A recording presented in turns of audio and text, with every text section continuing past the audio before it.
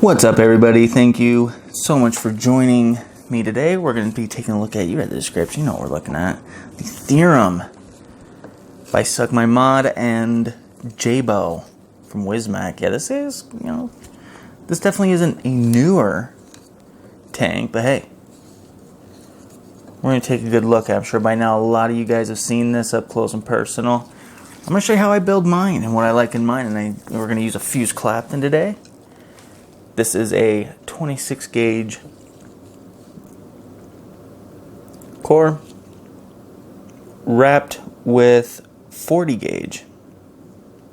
6 wraps, 3mm bit, and I have not kinked the legs, as you can see here.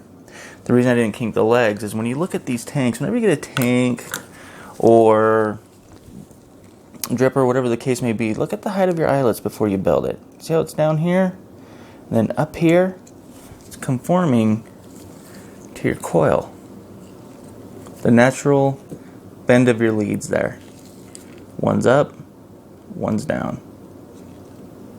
So I'm going to go ahead and not kink it. Now let's say there's one here, the eyelet's here, here, here, and here. Then I would kink the legs so it goes in flat. And because you just kind of go with, because it's designed this way, and you go and load it in, I'll just load it in just to show you that, it's pretty straight, as you can see there. So we got it in there now, loaded it right up in there, literally just pushed it in. I want to keep a little distance off of the 2 posts here, because I am going to be centering it. And the space between your coil and the posts are going to facilitate that center. As you can see here, maybe this side will give us a little better view. Yeah, there you go. We definitely have some space between the back of the coil here and the posts here, because when we center it, it's going to give us that little extra leg to really center it up as much as we possibly can. Now, we're not going to get it fully centered, and I kind of don't want it perfectly centered, but I want it just off-centered, and the reason being the airflow on the theorem. Let me go ahead, just kind of jump to this real quick. Now, as you can see here, let me pull this coil out. Just take the tank, as a matter of fact. When we take the top airflow here, now as you can see, you can see on mine, it is reverse compatible with the Indestructible by Jabo. As you can see there, I got the 2 holes. I prefer these over these stock ones that are pretty much just like a big, huge air slot. I just like this. This is just the way I like it. So if you got an Indestructible and a theorem, you can smash them together and use, boom, the holes. And I prefer the holes. Don't ask me why. It's just something I prefer. So as you can see here, it's off center. The airflow is off center. So when you put this in here and we look down at it, there you go. So I want it centered, but just off, as you can see there. That's great. And we also, I can go ahead and just put this back. And we can also, let me throw this back on. And also, we do want that space behind the coil when it's loaded in there, that space I was telling you about, because of this, because of the airflow. This airflow right here will be split by the positive post here. The airflow will be split in 2 and come up and hit the back of your coils on the way up through the mouthpiece. So we have airflow hitting it from the top and the bottom. That's going to give it really, really nice flavor. I really like this tank. I used it when I first got it. I used it every day, constantly. I love this tank. Couple of things though, right? Always a couple of things when it comes to tanks, and we're just going to get into those as we go. Let's just move into it. So when we load this up, again, just like before, I'm just going to load it up, make sure I got some good space there. Again, I'm going to be centering it. That's about where I like mine. 3 mils? 3mm? Maybe? Yeah. And where is my, there we go. Allen key. And now I'm just going to go ahead and tighten down the ground first. And I'm just going to lightly snug it up here. Making sure I really keep that nice space. And the other reason for the space as well is we're going to lift this coil up to get it closer to that top airflow.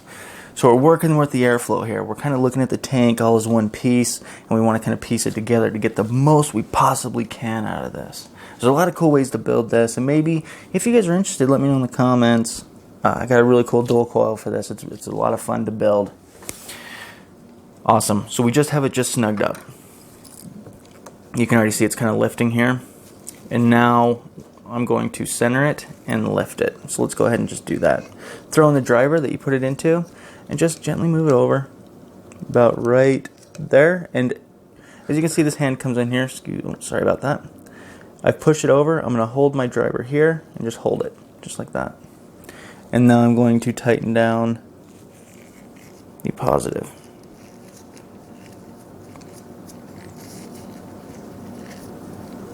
There we go. Double check that center. That's good. One more little snug. That flat on flat connection is always a bonus on the center. We'll get in the final thoughts. Well, I'll tell you a little bit my full-on feelings about this bad boy. So we have everything centered up here, snugged up here. It is just off center, as you can see here. There we go. It's a perfect example of what I was looking for. I'm going to leave it pretty much right there. Another view with the gap between the coil and the back. Now you probably wonder if that leads in the way of my wicking. No, not at all. It proves to be not a problem at all for me. You can tweak it in a little bit, but I'm going to go ahead and just leave that. I think it's going to be just fine. Never had a problem. So, we got it down.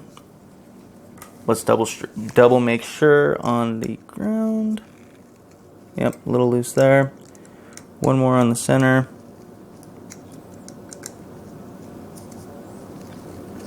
There we go. And now I'm going to go ahead and get a look at it for me. I want to see that it's lifted up. Yep, needs to go up. And I'm aiming for the top of the coil to be just above the eyelet. And I mean just above, not the top of the post, but the eyelet, just barely above that when I'm looking straight on it. And I also want it flat across. And from what I'm seeing here, it is. Yep. So let me give you the angle that I was looking at it. There we go. As you can see, it is just above that eyelet, but it's not as high as the center post. Not bad. Not bad at all. Yeah, I'm pretty happy with that. This one,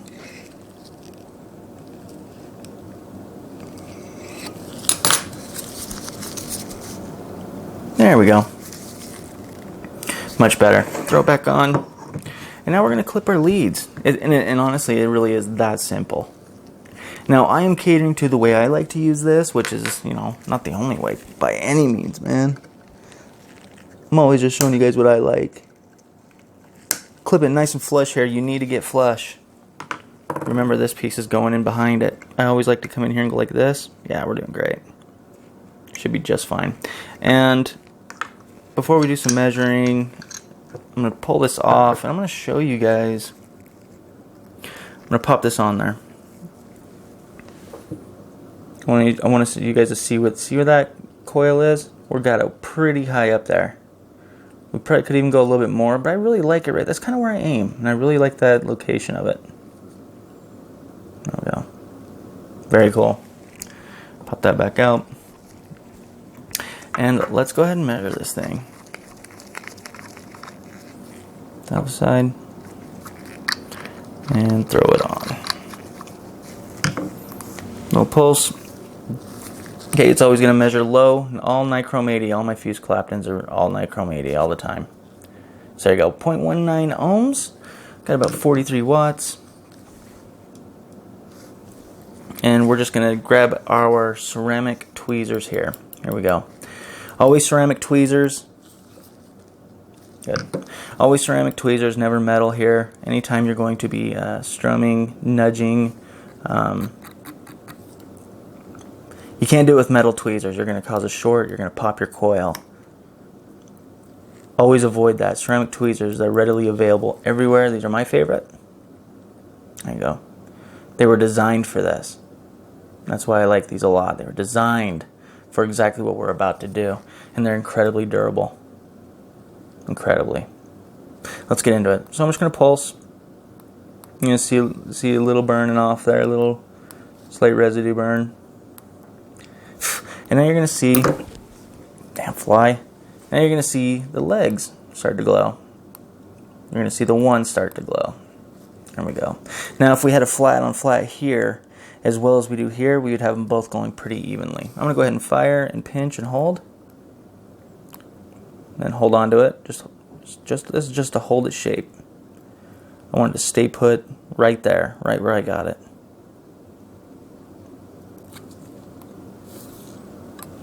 Now we strum it out. Strumming, real easy to do. Just, you know, back of your tweezers here. Just nudge. Good. Good. Back the other way. There we go. The nudge mimics the pinch. You know, when I go like this. There you go. That's exactly what I'm looking for. Nice even glowing from the middle out. With any coil that you like and you build, look for the middle out. There we go. Fantastic. We'll get a reading of 0.36 right now. It is still hot. 0.36. Be careful anytime you're after you've fired your coil. Please be careful taking it off your mod. You don't want to burn yourself. There we go. Very, very simple to build. That's what I really, really like about the theorem. It's getting nice and close and personal here when it comes to wicking the theorem. Now, a lot of different ways you can do this. There's lots of people out there doing it many different ways.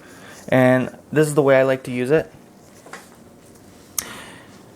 And it's literally just that. This is just the way I like it. Doesn't mean it's your favorite way. So, you know, if let me know how you guys like to wick your theorem. That's what it's all about. You know, and your comments when you say something like, hey, you know, I like it like this, or I like it like that, it helps the whole community. So, you know, just think of it as information. You know, a ton of information for vapors out there. You know, there's a lot of people that are just getting to know the theorem. So, let's go ahead and throw this up. Take your favorite cotton here, slide it through, and I'm just gonna gently tug it here until I feel it right there. It's pulling. I felt a little pressure. I'm going to stretch the cotton. I'm just gonna boom. Opposing force is just kind of pulling away, which will stretch it, and then I can slide it right where I want it, just right there. Nice and fluffy here. Nice and fluffy. Nice full coil. Nice and fluffy. So where do I cut it? This is how I do it. Grab the glass here. I'm going to take my glass. I'm going to go ahead and just pop it on. It's going to push it right into the channels just like that. And at this point, I'm going to come over and I'm going to cut it just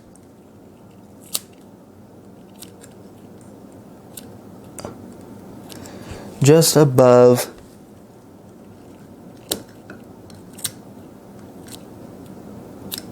difficult on camera, just above the bottom of the deck, right there. That's exactly where I want it. That is my personal favorite. I've done this as many ways as you can possibly think of. This way, here's the trick with the theorem, and I can go ahead and put this down. We're done. We've wicked it. It's that easy. Now, I kind of want to talk to you just a hair about this. There we go. All the way down. Good. So, with the theorem and where I cut mine, no matter where you cut yours, I've cut it pretty much flush with the bottom and had great results. You know, as you bring it up to vape it, it will start to distribute the juice into the cotton more. Keep that in mind.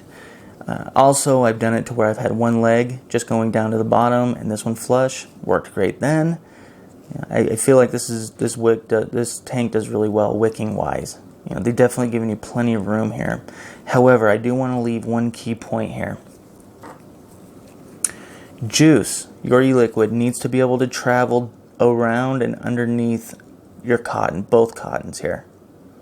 You don't want this cotton touching the bottom of the deck. Now when it came to me, this thing was chock full of cotton, which is counterproductive really. It really is. Because when juice can't travel down, under, and around this cotton, it's not going to soak up as well, in my opinion. So wherever you cut it, like if you can see where I cut mine, I just use the glass as a template and just clip them right off.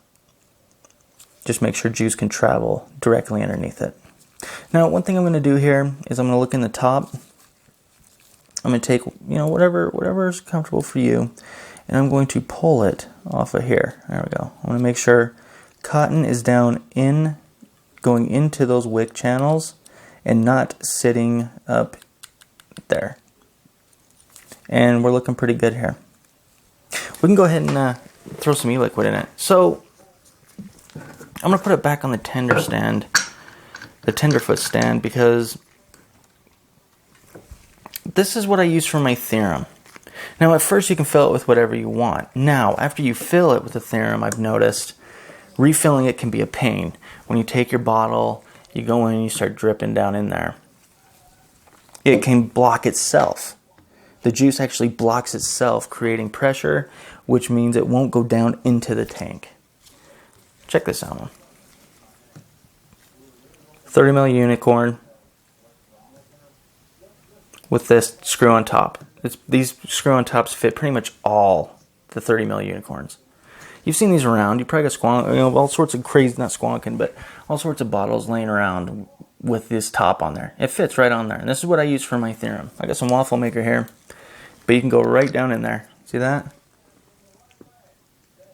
And you can fill it up. No problem. No matter where you're at, no matter what you're doing.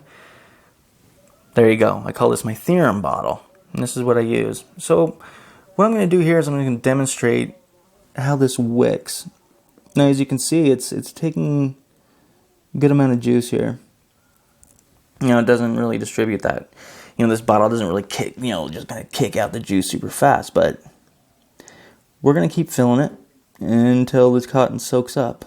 We'll do like a little wicking demonstration. I kind of want to see, or want you guys to see, just kind of how well this does at one point, and then when I make air next to the cotton. So I'm just going to take it all the way up.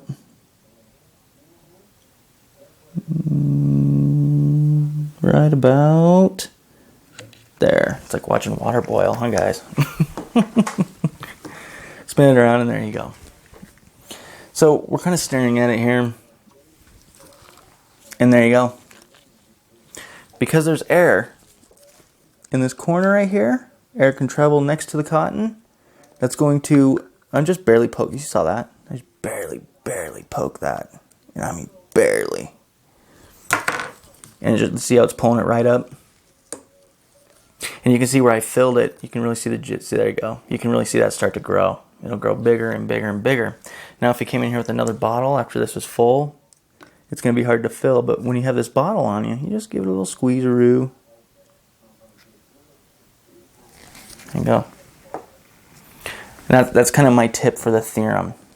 A lot of people say, well, I don't use it because, and look, as you can see here, I mean, that was really fast. I could fire that. But I think you guys get the idea of how this thing wicks and how it's important for juice to travel underneath the wicks. You never want to block its path. You want it to flow freely. The freer the juice can flow, the better it's going to wick in this thing. That's definitely one thing I've noticed. I'm going to screw this off. Throw it on the mod here. And I'm just going to make sure the core here of the cotton is nice and soaked up. Put a little on there. Fire it. Soak it in. Yeah, we're soaky. We're good to go. Next up, your airflow. And again, if you are going to mash it up the way I've been using it, and I use this tank strictly for flavor, just about 2 holes, just under 2 holes there. Plug that in. Just like that. There it is. The theorem. Join me in final thoughts. I definitely have some things to tell you guys about this. God, that's sexy. I think it's a damn good looking tank. Some people don't like it. I really do like the look of it a lot. Let's take a toker. And I do like this around 40 watts. Flavor. It's like a punch in the face, man. Thank you so much for joining me. I hope you guys can catch it. You know, the final thoughts. Come hang out with me. Lots to discuss. We'll talk a little bit about fused Claptons and why I like them a lot. And yeah, hopefully this was helpful. Thank you for joining. If you have any questions, please feel free to email me at tjvapingreviews@aol.com, or you can simply comment down below. I try to get back to everybody. Blessings, my friends. Blessings. Remember, lots of places you can donate to help within the fight for your vaping rights. Lots of places you can donate out there. Pick one. Join one. Be a part of it, man. Be a part of it. Leave your footprint on this. Blessings.